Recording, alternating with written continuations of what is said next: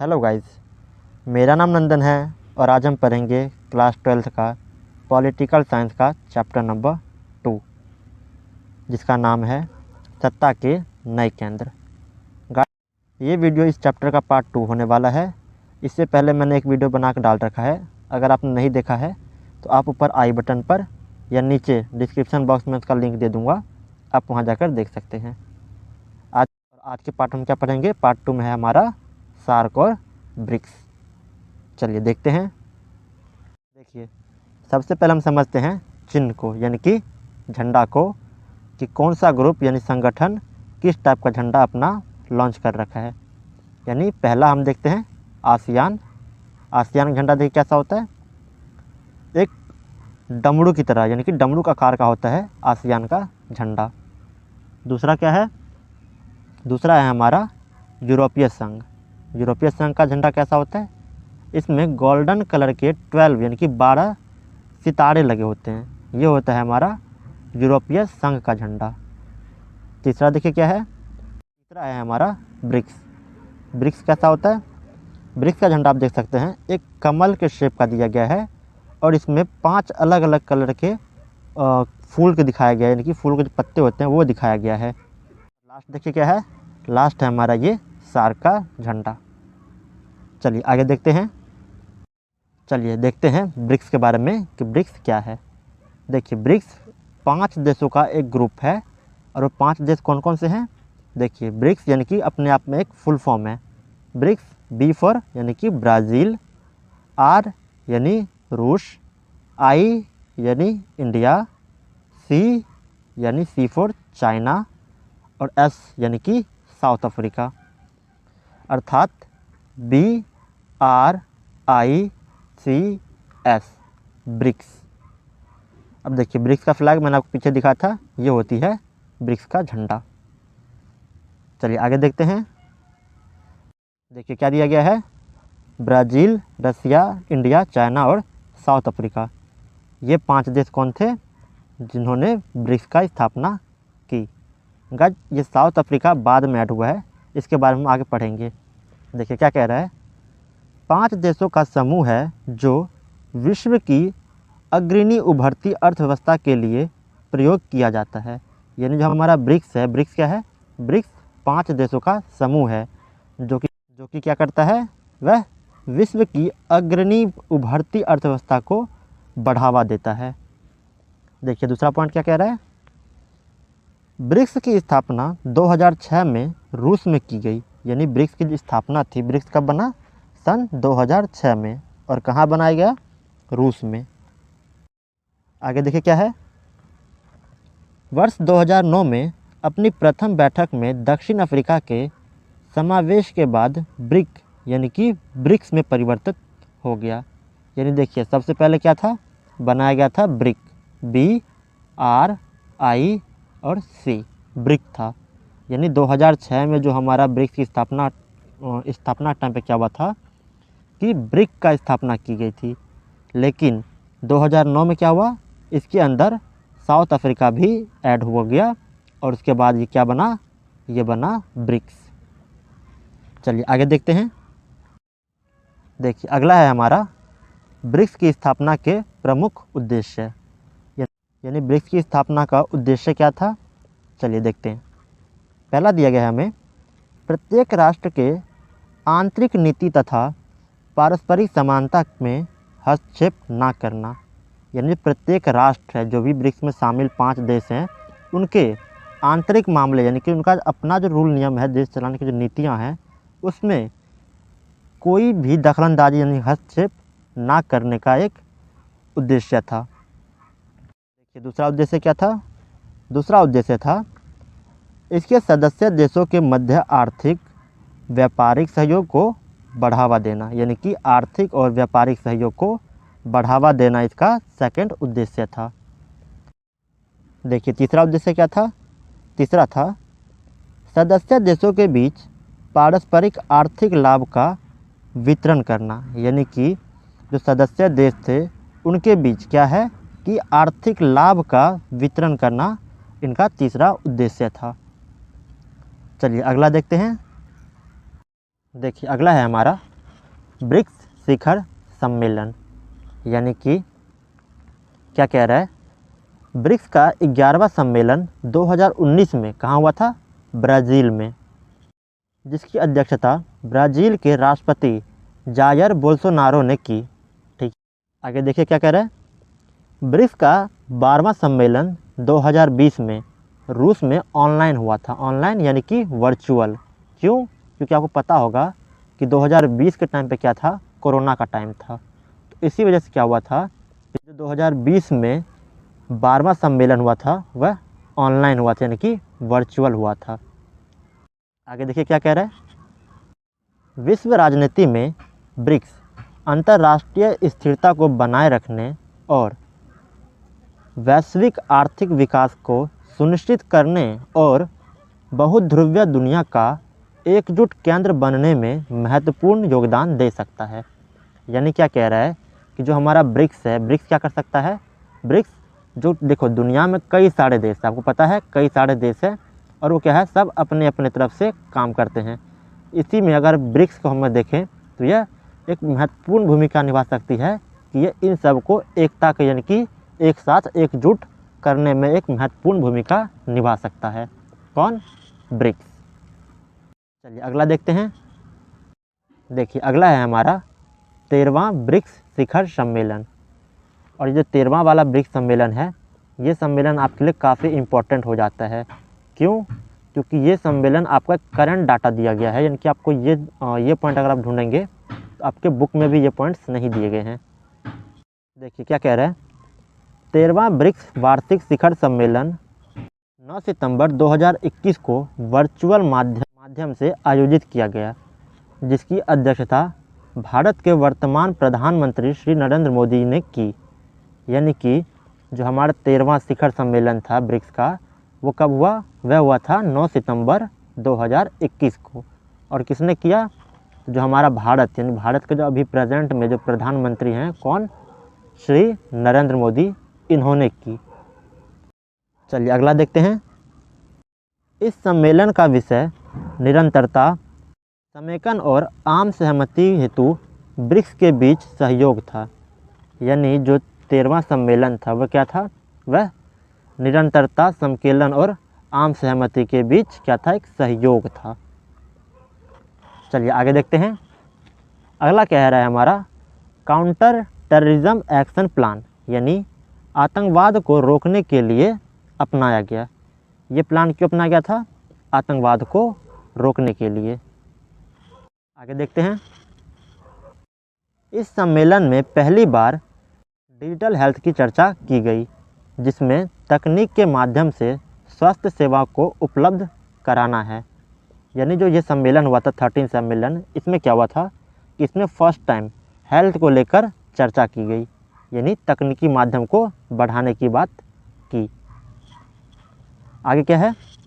वैश्विक और क्षेत्रीय सुरक्षा के मामले पर आम सहमति से चर्चा हुई।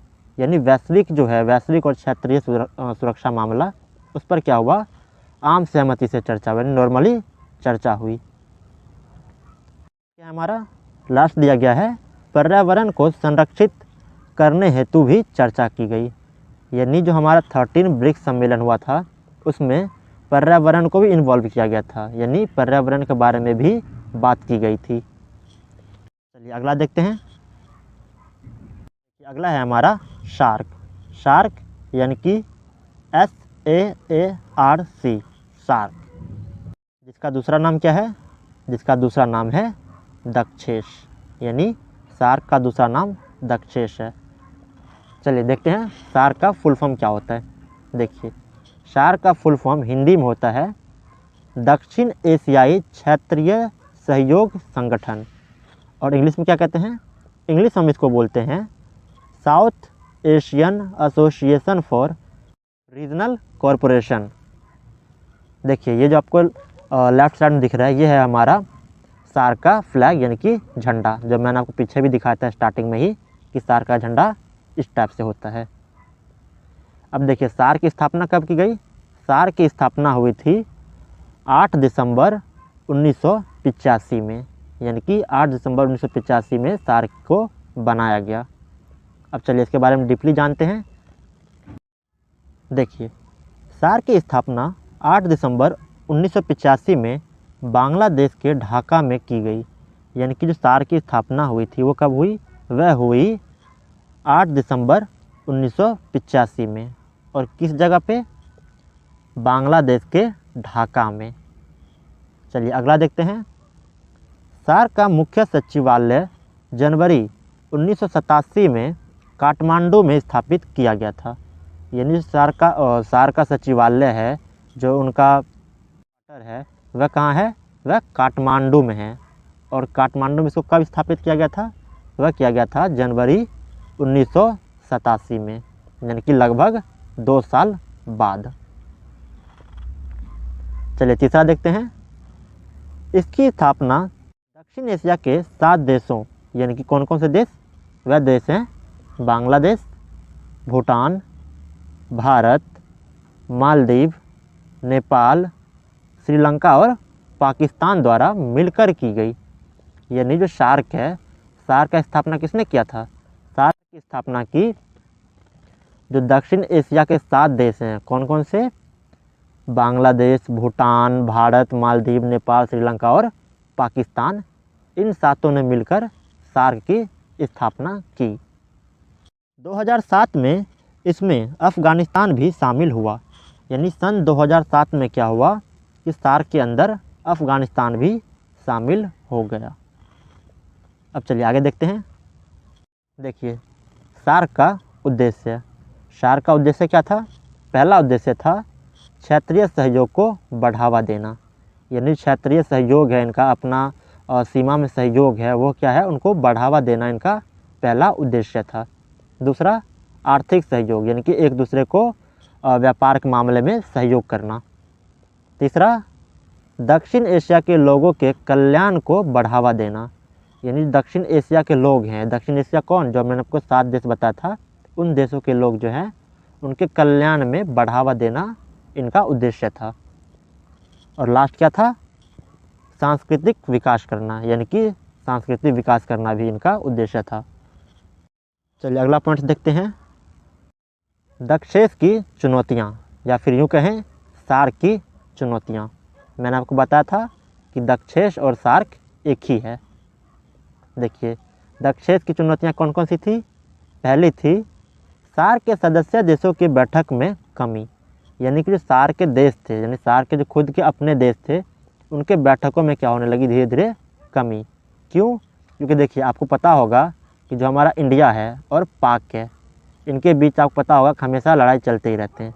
ठीक है, इंडिया पाक, या यूँ कहे बांग्लादेश और पाक, या बांग्लादेश इंडिया के साथ भी चलता है, या इंडिया और श्रीलंका के साथ भी मतभेद बनी रहती है। इसके वजह से क्या होता था? इनके बैठक में कमी होने लगी, सार्क में बैठक में कमी आने लगी। अगला देखिए क्या है।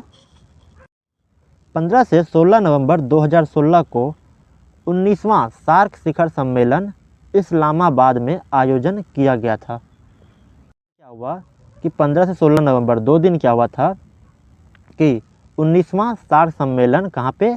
इस्लामाबाद में होना तय था। क्या हुआ आगे? कश्मीर में हुए आतंकवादी उड़ी हमले के विरोध में भारत ने इस सम्मेलन का बहिष्कार किया। यानी कि जो कश्मीर हमारा हमला हुआ था, उड़ी हमला, उस टाइम पे क्या हुआ कि भारत ने क्या किया कि इस सम्मेलन को क्या किया? बहिष्कार किया, इसके खिलाफ बोले। और इसकी वजह से क्या हुआ कि बांग्लादेश, अफ़गानिस्तान, भूटान, मालदीव और श्रीलंका ने भी इसमें भाग नहीं लिया।